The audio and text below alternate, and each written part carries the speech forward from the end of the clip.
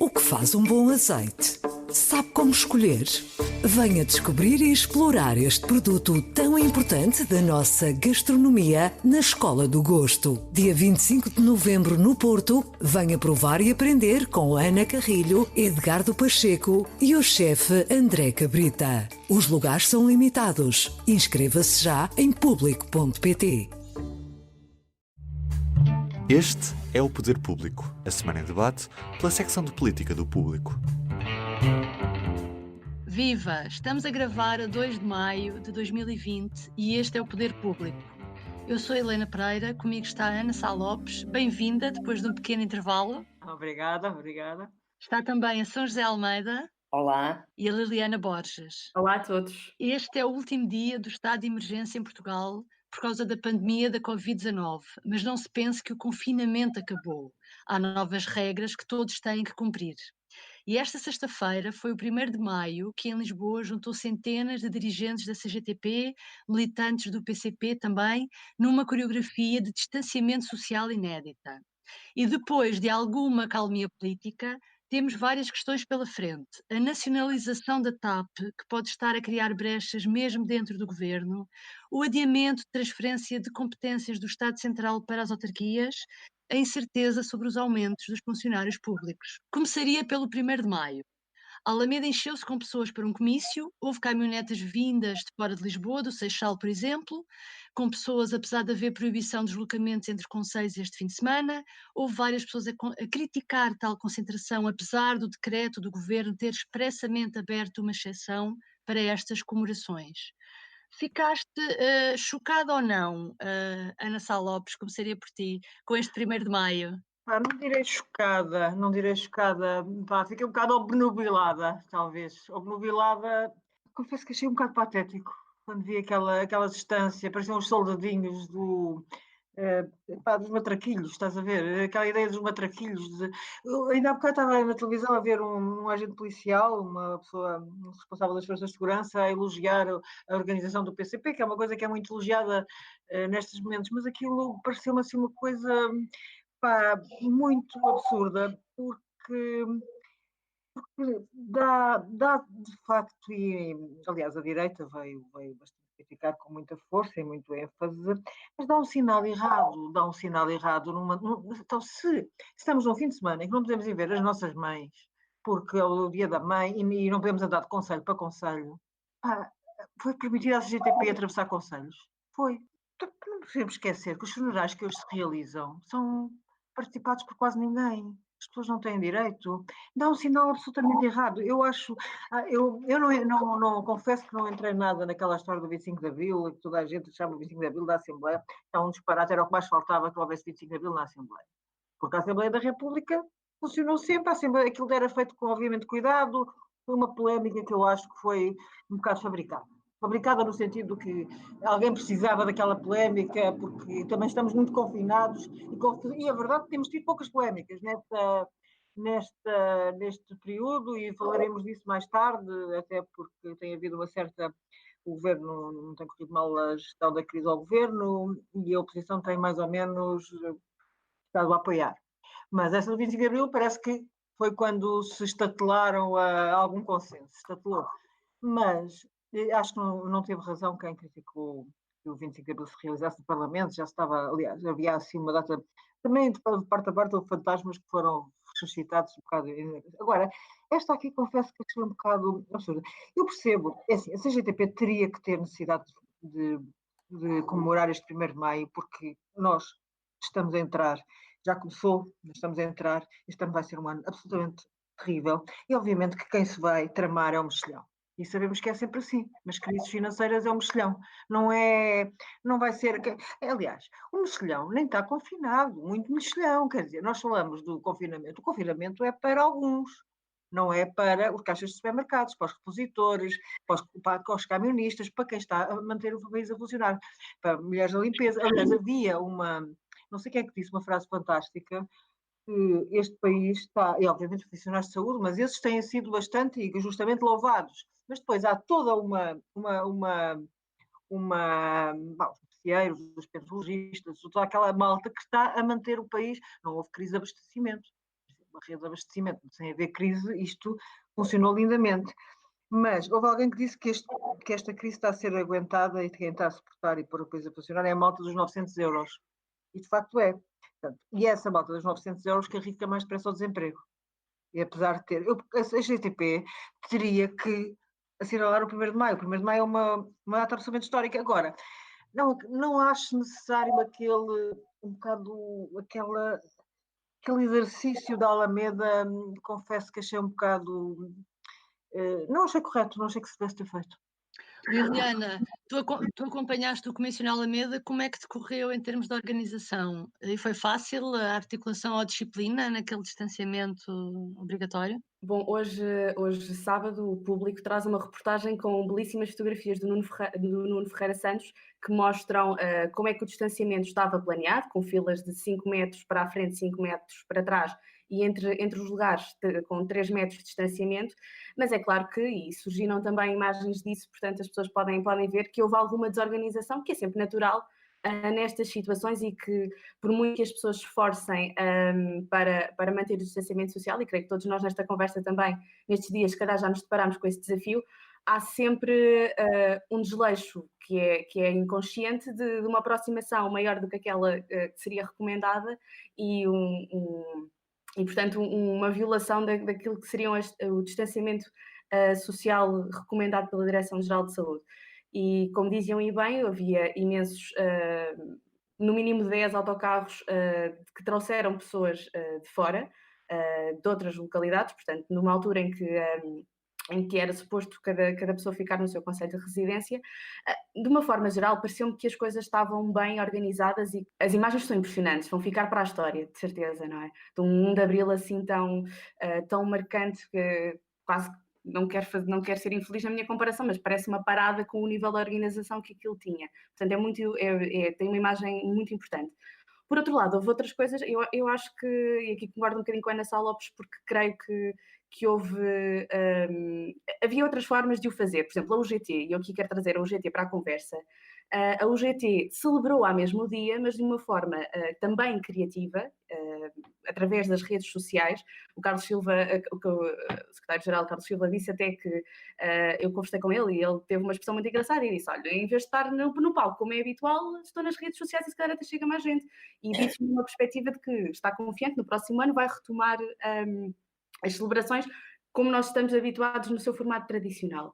Mas, ou seja, eu acho que neste momento vivemos um tempo que é muito diferente, que é muito atípico e é importante também sabermos adaptar a ele, nunca deixando, no entanto, que isso anule qualquer tipo de celebração, ou seja, não deixar de celebrar, mas celebrando de outra forma.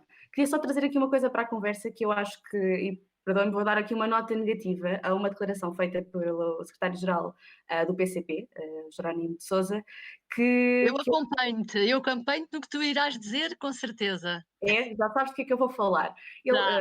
Jerónimo de Sousa tem 73 anos e foi questionado justamente pela sua idade, pelos jornalistas, sobre o exemplo que estaria a dar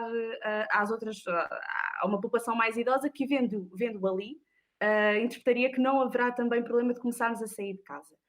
Ora, ainda que, e isto é importante dizer, porque acho também importante, António Costa na quinta-feira, perdoem-me, eu estou um bocado perdida já com as datas, mas quando anunciou o início do estado de calamidade, ele alertou que o dever de confinamento é agora para todos, ou seja, alargou o dever de confinamento para todas as pessoas, não só para as pessoas mais idosas, mas também para as mais novas, para aquelas que estão em grupos de risco e para as que não estão. E isto foi importante, porque foi assim uns recados que o Presidente da República tinha andado a mandar sobre não ostracizar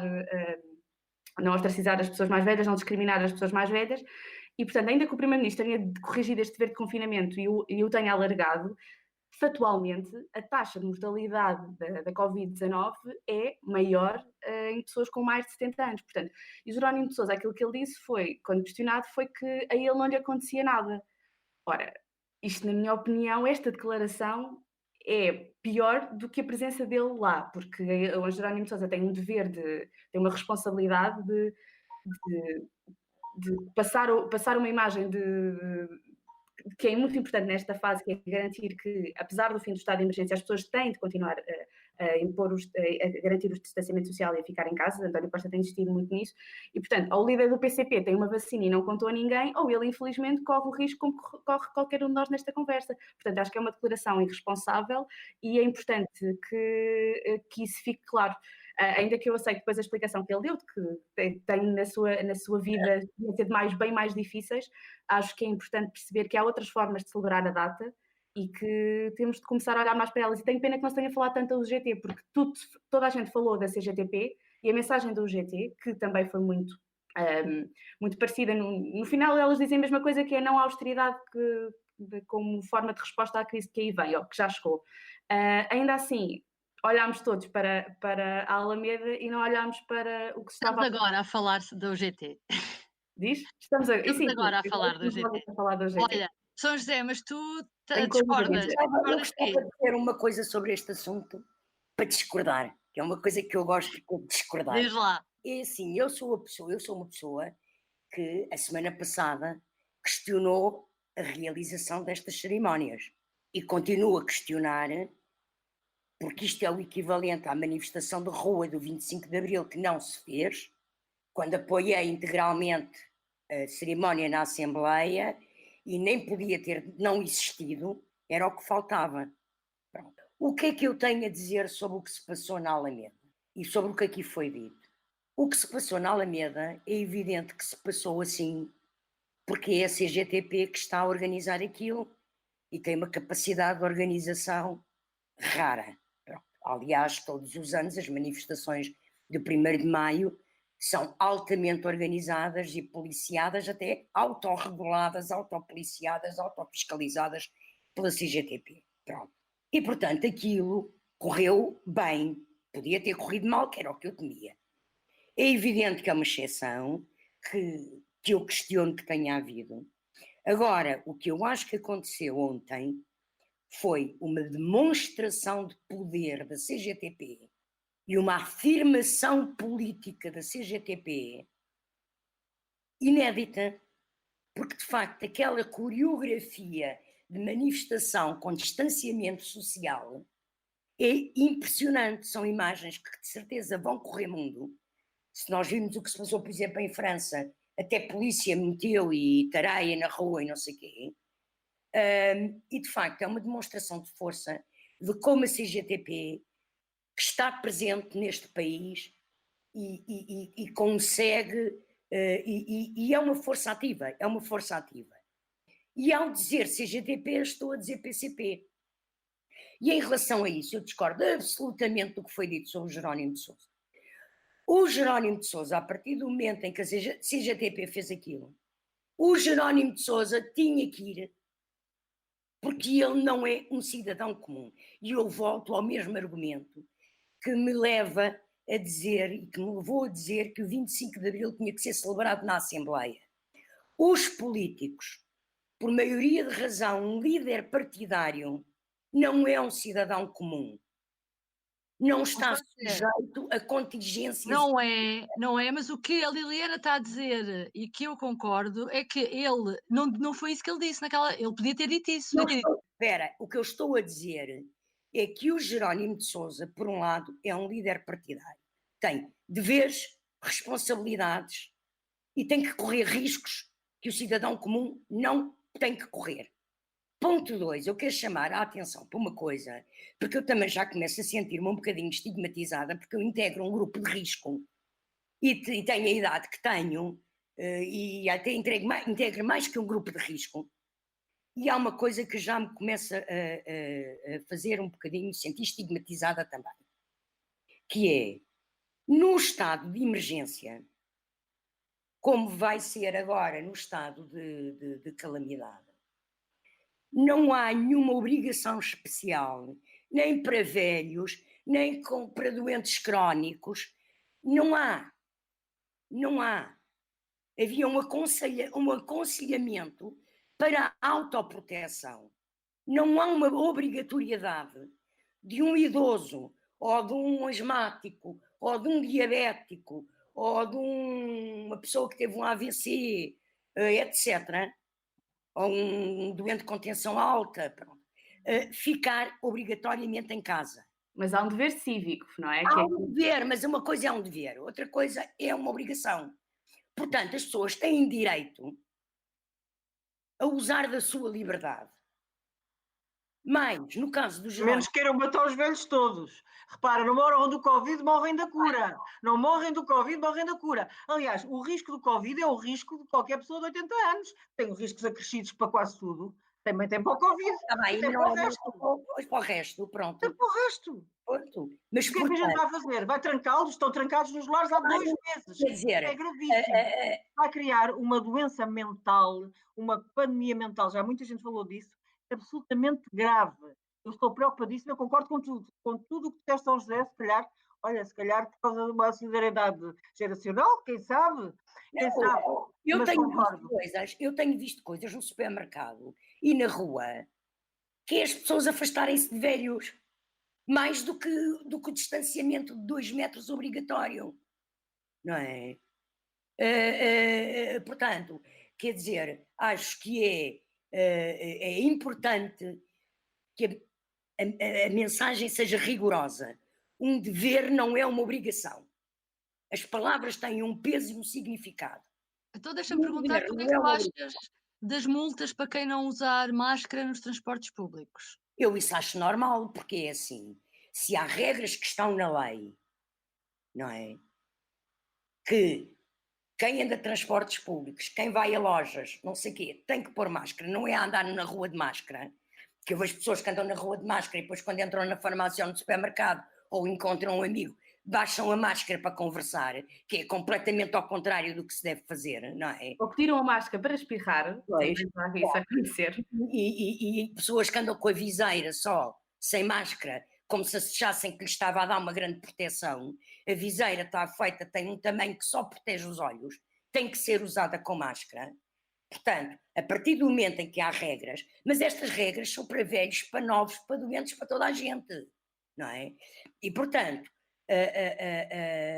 acho que é normal que haja multas, porque como também já há multas para quem é apanhado a fumar dentro de restaurantes, como que já há multas para quem cospe para o chão, como já há multas para quem deita cigarros para o chão.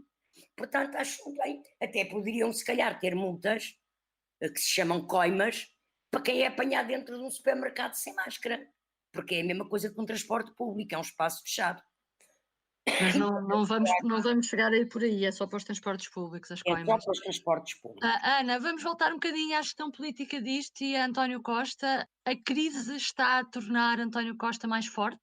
Tornou, sem dúvida nenhuma, sem dúvida absolutamente nenhuma, porque ele, de facto, apesar de um início um bocado titubeante, esteve ali um bocadinho a apanhar bonés, aquela coisa do fecho das escolas, não fecho das escolas, também havia muitas opiniões contraditórias.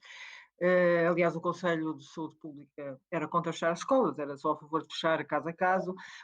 Aquele momento foi muito difícil, aquele momento do princípio de março, portanto, e viu-se claramente, aliás, já muita gente falou disso. Aliás, eu há tanto tempo não falo que já toda a gente falou de tudo o que eu tenho para dizer. Acho que houve ali um momento complicado, que de facto a sociedade primeiro meteu-se em casa antes do governo de declarar o estado de emergência. Acho que foi a sociedade que se meteu em casa. Ele esteve ali um bocadinho, mas depois acho que teve uma excelente gestão da crise, porque isto era tudo muito difícil. Era tudo muito difícil. Podia ter tudo corrido muito mal. E acho que ele fez uma coisa que em outras ocasiões não conseguiu fazer. Conseguiu pôr no terreno o que tinha que pôr no terreno e conseguiu dar confiança às pessoas, que numa altura destas, numa altura de uma insegurança brutal que uma sociedade leva. Nós estamos a viver um momento absolutamente raro, não é? Estamos a viver um momento em que a sociedade está completamente insegura. Eu não me recordo de muitos momentos na minha vida que me recordo disso ter acontecido. Se calhar nunca aconteceu, assim, de uma questão de uma insegurança. Quer dizer, aconteceu o 25 de Abril, aquilo foi uma complicação, mas eu também era miúda, não lembro de grande coisa.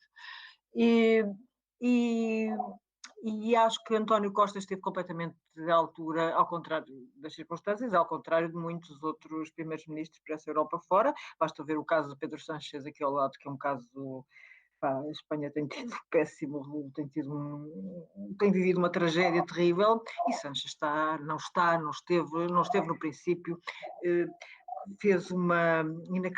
desvalorizou até ao tutano o problema do Covid em Espanha, mandou os ministros para a manifestação do 8 de março, que aliás vieram de lá todas infectadas. Metade do governo. Uma coisa absolutamente inacreditável, que têm-se passado coisas em Espanha absolutamente surreais, já para não falar daqueles casos patéticos do Trump, Bolsonaro e de gente assim que não conta aqui. Acho que, de facto, Costa esteve muito bem e esteve muito bem e contou também, isso também é importante dizê-lo, porque contou com o Rui Rio também soube estar à altura das circunstâncias, e os outros partidos também, os outros partidos, mas vou falar do Rui Rio por ser o líder do maior partido da oposição, também esteve, ou seja, o momento era gravíssimo e acho que Costa não lhe estou a ver assim que tenha cometido muitos erros. É evidente que num processo destes é difícil que não haja erro aqui e erro acolá, mas isto correu bem. E correu bem, aliás, a entrevista dele à RTP mostra também uma coisa que este processo, que nós não conhecemos António Costa, este processo está engraçado, que é ele está a demonstrar alguma humildade, que é uma coisa que custa muito. Mas também acredito que a situação é tão avassaladora que até António Costa se sente humilde perante ela, não é? Mas ele está a demonstrar, ele quando diz que não terá vergonha, ele usou uma expressão engraçadíssima, aliás, muito velha, muito antiga, ali a São José, só a São José e eu a conhecemos, não é? São José Costa diz rebulso, ele não terá rebulso. Aliás, só eu e tu a expressão é tão desconhecida que a frase é citada sem isso. É citada com vergonha, não é? É vergonha porque ele diz, não terei vergonha nem rebuço em voltar atrás. Não reparei. E a maior parte das situações dizem não terei vergonha de voltar atrás. Desapareceu o rebuço. Tem um recado para mim e é capaz... Não é só para ti. Diana, não sabia. Não, mas não foi só ela. Não sabia. No caso não reparei nada disso. Só reparei que essa frase, pensei, Paula, só eu e o São José Almeida que conhecemos esta expressão. A Helena Pereira não chega lá. Já é vestidinha. Estás a fazer de mim tão nova, estou a gostar. Olha, Liliana, tu acompanhaste a conferência de imprensa, estiveste lá, esta conferência de imprensa de António Costa do estado de calamidade. António Costa também parecia particularmente à vontade e bem disposto nesta circunstância difícil e respondeu a muitas questões. Houve alguma coisa que ficasse por responder ou que o primeiro-ministro tivesse sido evasivo? Olha, ele parecia também, particularmente, António Costa define-se como um otimista por defeito, parecia particularmente confiante porque esta conferência trouxe um pormenor engraçado que as outras ainda não tinham trazido, que foi toda a apresentação do plano foi acompanhada com dados que sustentavam o porquê deste ser o momento certo para avançar para o estado de calamidade. E, portanto, isso também permitiu a António Costa espelhar uma postura mais, uma atitude mais confiante, mais tranquila, ainda que ele tenha sido, sim, apesar de ter respondido às perguntas dos jornalistas, nós também tivemos algumas limitações no número de perguntas e, portanto, também nem tudo ficou completamente esclarecido, porque nestas coisas, ainda que tenha durado 1h15, ficam sempre coisas por responder.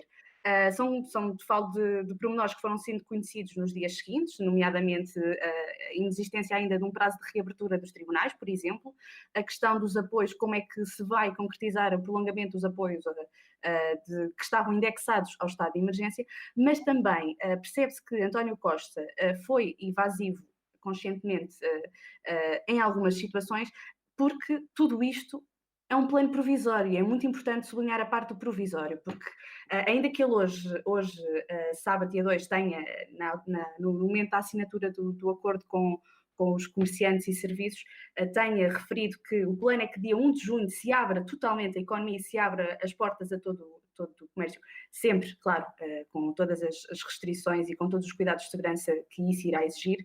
A verdade é que tudo isto pode mudar daqui a 15 dias e isso é muito importante. Portanto, há compromissos sim, mas cada passo é dado sempre dependendo do anterior. Portanto, o passo seguinte vai sempre depender do passo anterior e do passo do presente. Portanto, acaba por ser evasivo sim em algumas respostas, porque ainda não temos os dados todos, nem nunca vamos ter, porque vamos ter que sempre aprender a reajustar o passo seguinte ao momento que estamos a viver agora. Até porque, ainda que o R, que é o valor da taxa de contágio, esteja abaixo de 1 em todo o país, nos últimos 5 dias esteve a rondar os 0,92, a verdade é que isto é uma linha muito ténue até se poder descontrolar novamente e aumentar a taxa de contágio novamente para acima de 1 e o cenário tornar-se um bocadinho mais preocupante. Coisa que irá acontecer inevitavelmente quando as pessoas começarem a sair à rua. Portanto, vamos nos ter de preparar para esse cenário. Agora, é importante saber gerir isso. Ficaram respostas por encontrar, sim, mas vamos procurá-las também nas próximas semanas e vamos ver como é que as pessoas reagem a este novo estado de calamidade. Sim.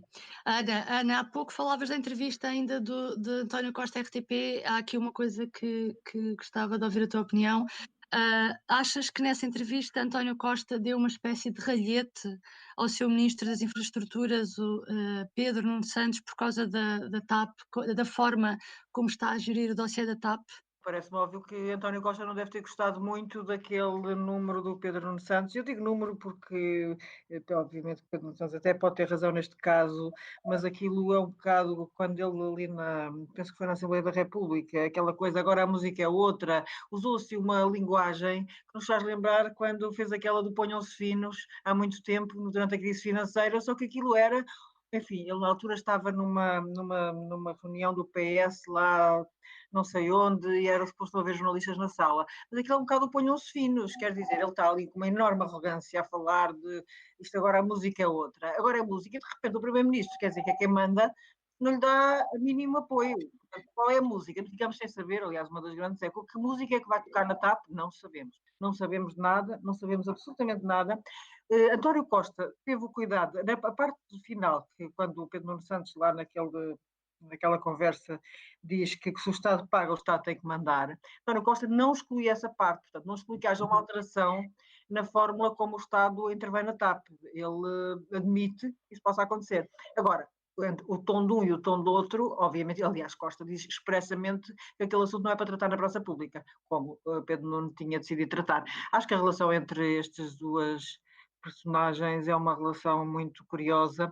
Eu percebo que haja uma necessidade de desconfinar e, se calhar, admito que Pedro Santos tenha muita vontade de se desconfinar porque, enfim, está ali numa situação muito complexa, mas também eu acho que aquilo não lhe saiu propriamente bem. Aparentemente, a diferença de linguagem entre o Pedro Nuno Santos, António Costa e outros ministros é evidente. Agora, eu lembro que antes de Pedro Nuno Santos falar da nacionalização da TAP, já o próprio António Costa, o Pedro Cisa Vieira e o Mário Centeno tinham falado nisso. Sim, mas aqui a questão é o tom, não é a questão, não é... E é óbvio que se o governo vai injetar na TAP uma quantidade louca de dinheiro que nem se imagina quanto, para salvar a TAP da falência, face ao mesmo que está a ser feito em França por Macron, que está a ser feito em Itália pelo governo italiano, que não são propriamente esquerdistas nem comunistas, e que vão nacionalizar através dos métodos que hoje se pode nacionalizar companhias aéreas, que é aumentando a sua participação e ganhando o controle da gestão.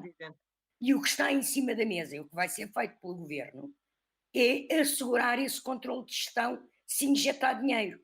E é isso que o Pedro Nuno Santos estava a dizer, que é o mesmo que o António Costa disse, o Pedro Cisa Vieira e o Mário Centeno. Portanto, aqui é só o que é que se passa? O Pedro Nuno Santos tem o seu estilo político, tem direito a tê-lo. Eu não me choca nada que um político, lá porque é ministro, não possa demonstrar convicções de uma forma mais emotiva. Não me choca nada, acho que pode, que tem todo o direito a isso. Vejo aqui mais uma falsa polémica. José, na entrevista que fazes, que o Público tem hoje à ministra Alexandra Leitão, ela também fala desta questão da TAP, dizendo que é inevitável, exatamente como tu dizes, em vários sítios os vários governos estão a ser confrontados com essa necessidade de apoiar as companhias aéreas, mas essa entrevista é muito importante porque tem muitas novidades e percebe-se que há coisas, há matérias que vão ser adiadas ou que poderão vir a mudar, nomeadamente na descentralização e dos funcionários públicos. O que é que tu destacarias? Eu destaco o que é a razão porque achei importante fazer a entrevista, que era perceber, e está feito, a entrevista tem o balanço, do que tem sido o acelerar do simplex, no fundo, da digitalização, como nas empresas privadas, como entre nós no público, o que tem sido a imposição desta situação de pandemia obrigou ao acelerar da digitalização no Estado, como isso tem funcionado bem, apesar de haver coisas que correm mal.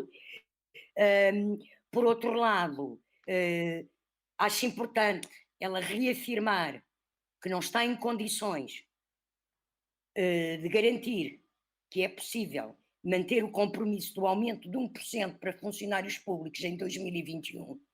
E depois há uma coisa que eu acho que é muito importante e que faz todo o sentido, que é ter sido adiado no setor das competências sobre a educação, sobre as escolas e o pessoal auxiliar das escolas e da saúde, centros de saúde e pessoal auxiliar dos centros de saúde, ter sido adiada a transferência de competências para os municípios, a descentralização, ou seja, o prazo era que todas teriam que estar transferidas até 21 e agora passa para 22 porque é manifesto que situações de uma complexidade como a educação e a saúde, ainda por cima nesta situação de pandemia, em que os alunos estão em telescola, em que os centros de saúde e o pessoal médico está todo de alerta para esta questão da pandemia, que as próprias câmaras municipais estão altamente envolvidas e na primeira linha da prevenção e do combate,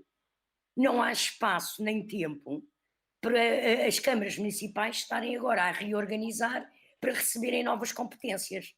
Portanto, quem já as tem, mantém-as, não é? O prazo para as outras câmaras que ainda não adquiriram nestas duas valências é adiado um ano, o que parece-me que faz todo o sentido e que é do maior bom senso. Bom, hoje vamos ficar por aqui. Obrigada por ter acompanhado e bom recolhimento cívico. Aguentem. O público fica no ouvido. O que se bebe em dia de festa pode-se beber no dia a dia? E que ligações gastronómicas se podem fazer com o que temos no copo? Aprenda e prove com a Escola do Gosto, a Academia de Literacia Alimentar do Público. Aulas únicas com especialistas. Entre como amador e saia um pouco mais conhecedor. Não perca a próxima aula, a 18 de novembro, no Porto. Os lugares são limitados. Inscreva-se já em público.pt.